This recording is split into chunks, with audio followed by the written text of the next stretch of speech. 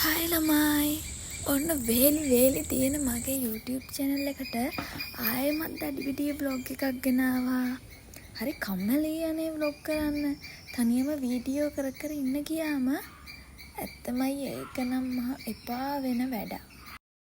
එපා වෙනවා කියලා මම නවත්තනවද? නෑ. ඊට ලැබෙන වෙලාවල් වලට කරන්න උපරිම try එකක් දෙනවා. මේ වීඩියෝ එකේ හැබැයි සුකුරුත්තන් නෑ. වෙනම ඇඳුමක් ඇඳලා ඒ විදියට කොණ්ඩෙ පිරලා අනේ මං ගාව නම් එහෙම ඒවා නෑ. මං ගෙදරට ඉන්න විදිහටම තමයි මේ වීඩියෝ එක කරන්න ගත්තේ. අද රෑට අපේ ගෙදර ඉන්න පාර්ට්නර්ස්ලට මං ගානේ කෑම වේලා. මං ගානේ කෑම වේලා කිව්වට මේ ලොකු කෑම හදන්නේ නෑ. සුපුරුදු රාජ භෝජනය වෙන පොල් සම්බලයි පරිප්පුවයි තමයි. අම්මා හදපු මාළුවකුත් තිබ්බ හින්දා ඒකත් මම මේකට ඇඩ් කරගත්තා. මුලින්ම පොල් ටික ගාගෙන පැත්තකින් තියලා මම හට්ටියට ලුණු ටික කපලා දෑව අමතක වෙලා. ඊට පස්සේ තමයි මතකුනේ පරිප්පු ටික පිඟෙන්න දෑවේ නෑ නේද කියලා. ඉක්මනට පරිප්පු ටිකක් පිඟෙන්න දාලා මං ඒ අතරේ පොල් කිරි එකක් මිරිකගෙන අනිත් ඕන කරන ජාති ටික කපන්න ගත්තා.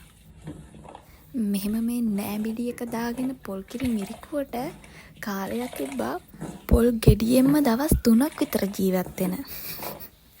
ගෙදරින් ඈත් වුණාම ඔහොම තමයි ඉතින්. එහෙම ජීවත් වෙන්නත් පුරුදු වෙන්න වුණා. හැබැයි දැන් නම් මං ආයිමත් ගෙදර හින්දා මං ආයිමත් ලක්සර විදියට පොල් ගෙඩිය පාවිච්චි කරනවා. ඔන්න දැන් පෙඟෙච්ච පරිප්පු ටික අර ලුණු ටික කපාගෙන දාපු හට්ටියටම හොදගෙන දාගත්තා. ඊළඟට ඒකට අවශ්‍ය අනිත් බඩු ටික සුදු ලුණු, රම්පේ, කරපිංචා, තක්කාලි චූටි කෑල්ලක් දාගන්න මං හරි කාසයි. අපේ අම්මා නම් තක්කාලි දාන්නේ නැහැ. මං හොරෙන් චූටි තක්කාලි කෑල්ලක් දානවා. මට ඒක දැක්කම නිකන් අමුතුම රසක් එනවා වගේ දැනෙනවා. කොහොමද දාලා දුන්න මොකද? අවසානට කනව නම් එච්චරයිනේ. ඔන්න ඊට පස්සේ ඒකට අවශ්‍ය අනම්මනම් බඩු ටික දාගත්තා. ලුණු, සුදුරු, උළුහාල්, කුරුඳු, කහ සමහර ඒවායින් නම මතකත් නෑ මට. කමන්නේ. නම මතක නැති වුණාට ඔයාලට පේන්නේ නැතිනේ. ඒකෙන් හිතා ගන්න.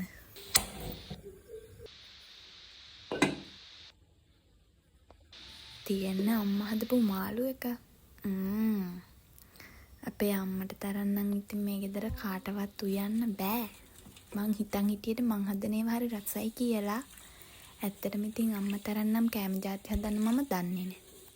මං හරි ආසාවෙන් ඉන්න දෙයක් තමයි පොලොස්.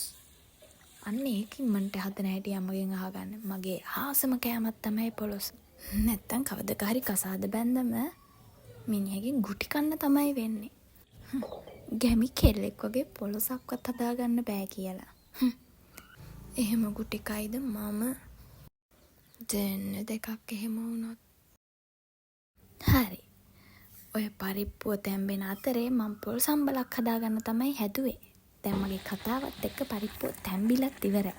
ඉක්මනට ඔකු පොල් කිරි ටික දාගෙන ඒක මං හොඳට හැඳි ගාලා බාලා ඔන්න මං දැන් පොල් සම්බල හදාගන්න යන්නේ. ඒකට තියෙන සුදු ලුණු අමු මිරිස් සුපුරුදු මිරිස් ගම් මිරිස් ලුණු සුපුරුදු දේවල් ටික දාලා ඔන්න පන දාගෙන අඹරනවා. ඔය අතරේ අපේ අක්කා කුස්සියට ඇවිල්ලා මම එන්න එපා ගාති මොන වදයක්ද මගුලක්ද මන් දන්නේ නැහැ ගා යනවා. එහෙම තමයි නේද ඉතින්. වීඩියෝ කරන මිනිස්සයනේ දන්නේ ඒක කරන්න තියෙන අමාරුව. මං එච්චර මේ කැටයම් නැතුවත් කරන්න අරගෙන. අනේ මන්දයි ඉතින්.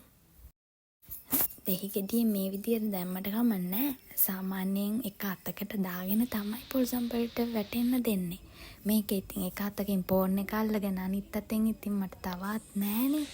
ඒ හින්දා තමයි ඔය නිකම්ම දෙහි ගෙඩියෙන් දාගෙන ඇට ටික ආයිමත් අයින් කරේ. ඔන්න ඒක තව රස වෙන්න අහුවේ. වේලිච්ච කරවෙච්ච මාළුවෙක් ගත්තා. උඹල කඩ ටිකක්. ඔන්න ඒකත් දාගෙන බත වට්ටියෙත් දෑවා.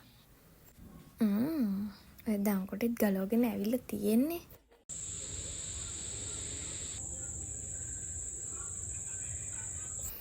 දැන් ඇඟ හොදගෙනම කන්න තමයි ලෑස්තිය. ඒ ටික නම් මතු සම්බන්ධයි. මතු සම්බන්ධයි නෙවෙයි විරාමයක්. ඔහොම ලයින් දිදී වීඩියෝ කරාට ෆෝන් එක පුරාම වතුර. ප්‍රධාන රෝල් එකට යමු.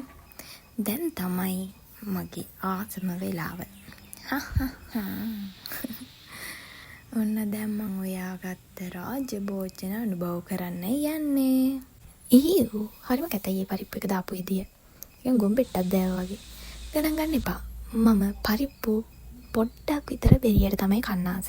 මට නිකන් අර පොඩ්ඩක් කැටගතිය තියෙද්දි කන්න මං ආස නැහැ. රාජ්‍ය භෝජනයක් කන්න හොඳ ආසම තැන ඉඳන්. මම්මගේ ආසම තැන මගේ කාමරේ. ඉතින් මං කන්නේ කාමරේට කැම එක ගෙනල්ලා පොඩ්ඩක් ෆෝන් එක බෝබ. හවසට මේ ටයිම් නොවරදින කෝල් එකත් එක්ක තමයි. ඒ කෝල් එක නැත්තම් මට නිින්ද යන්නේ නැහැ. නිින්ද යන්නේ නැහැ නෙවෙයි. වඩව්වක් අල්ලන්න නැතුව මට හුස්ම ගන්න බෑ වගේ.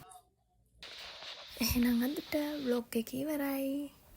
කරන්න දෙයක් නැතිකමට මේ vlog එක ගෙනාවේ වේලි තියෙන හින්දා. එහෙනම් හැමෝටම සුබ දවසක්.